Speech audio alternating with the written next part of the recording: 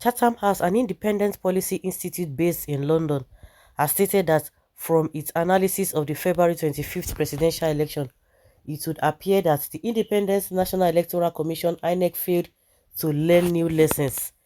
The organization stressed that the electoral umpire failed to adhere to its own guidelines, which is enunciated before the poll, especially the one bordering on the uploading of results in real time.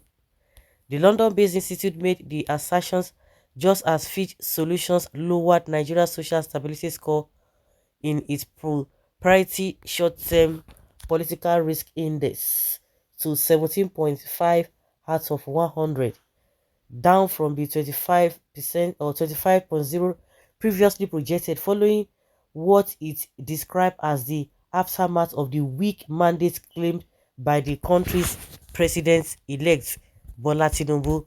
INEC had last Wednesday announced the former Lagos State governor as winner of the keenly contested presidential poll. However, the contending parties refused to accept the verdict of the electoral umpire, while the presidential candidate of Labour Party, Mr. Peter Obi, approached the court to overturn the results. The People's Democratic Party candidate, Mr. Abubakar Atiku, who had also announced plans to challenge the outcome of the election in court, led a protest against the results on Monday, stating that Nigeria's presidential election results had put disenfranchisement in the spotlight. Chatham House noted that despite boasting the biggest electoral register in Africa of 93.4 million voters, fewer than 25 million valid votes were counted in Nigeria's 2023 election. Writing the body, the Associate Fellow Africa Program, Dr. Lina Koni Hoffman noted that the delayed opening of poll meant that many potential voters were not able to vote.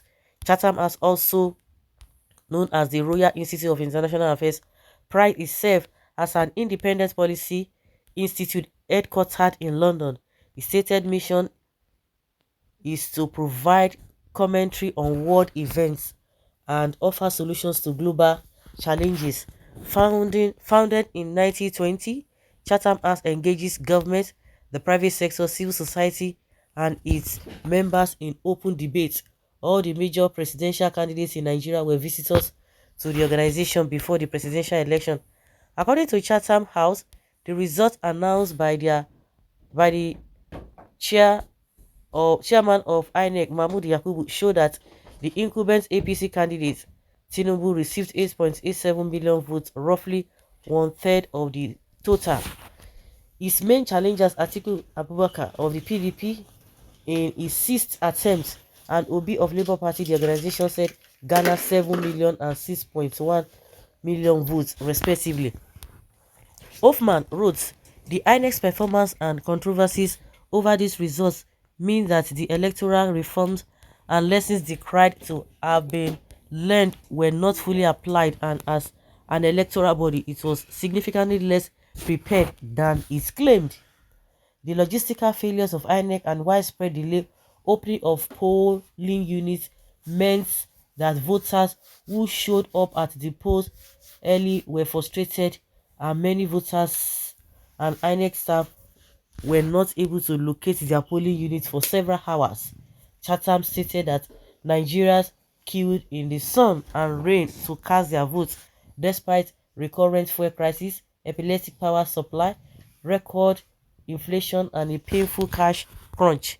Yet, he noted that thousands of voters were disenfranchised and multiple irregularities were recorded, as well as intimidation and violence, as noted by election observers. Chatham House stated less than half of eligible voters could participate in the elections despite the Commission's 305 billion naira budgetary allocation. While Nigeria's youth seemed energized leading up to the elections, it seems the ability to turn out is still being hugely constrained by how difficult and politically and potentially dangerous it is to cast a vote in Nigeria. The INEC's performance and controversies over these results mean that the electoral reforms and lessons declared to have been learned were not fully applied. At just 25.7%, the elections have the lowest recorded turnout to any election since Nigeria returned to democracy in 1999. Despite being the most expensive, these dwindling numbers highlight how Nigeria's policies and state institutions continue to exclude rather than include. The Commission's patchy deployment of technology in the use of a bimodal voter accreditation system, BVAS, Chatham House stated, was still being intensely scrutinized and criticized. Hmm. Well, meanwhile,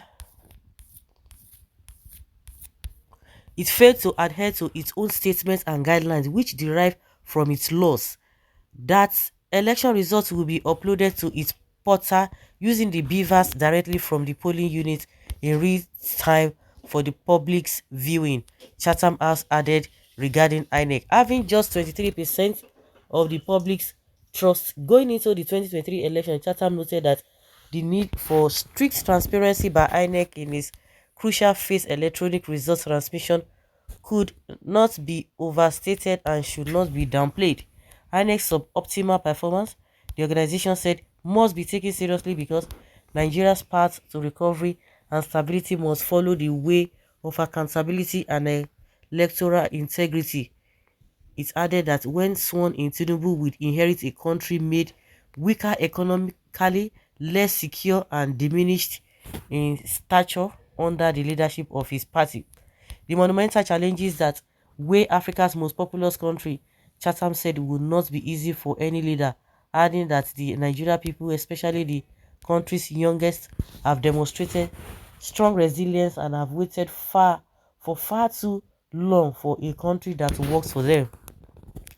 The organization stated Tinubu's party first came into power in 2015 through a campaign of change, and he has won in 2023 by running a campaign for renewed hope. But many of the issues that worried the Nigerian electorate in 2015 are a bigger headache in 2023, significantly due to the self-inflicted fiscal and monetary decisions of the president he will be succeeding.